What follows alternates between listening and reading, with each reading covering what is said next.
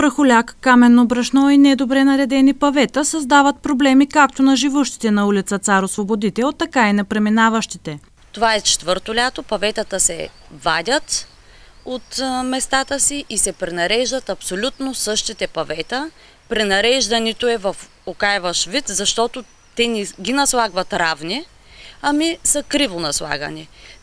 Нивелация не правят никаква на тази улица, нареждайки на ново паветата, усвояват с стотици хиляди левове за тези 4 пъти, а в крайна сметка улицата след ремонтите не е както трябва първо и второ не е почистена. След последното пренареждане на паветата се наложило живущите сами да почистват каменното брашно и пясъка по цялата улица. Друг проблем са липсващите кофи за смет. Кофи за смет нямаме. Нужни сме да си превозваме смета с леки автомобили до булевард Симеон Велики.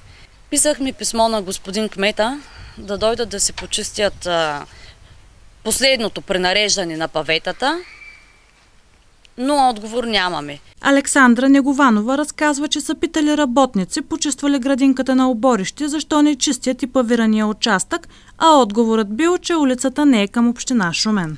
Към коя община сме, питам аз.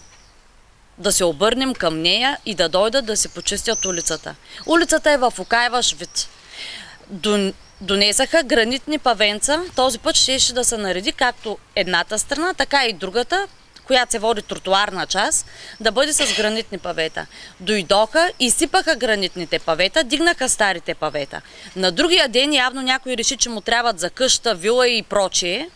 Дойдоха, дигнаха гранитните павенца, които ги имаше налични, и изсипаха старите павета. Хората са категорични, че след като плащат данъци за имотите в идеален център, трябва да имат и добра градска среда. От община Шумен увериха, че ще направят проверка по поставените от гражданите проблеми и своевременно ще информират за резултатите.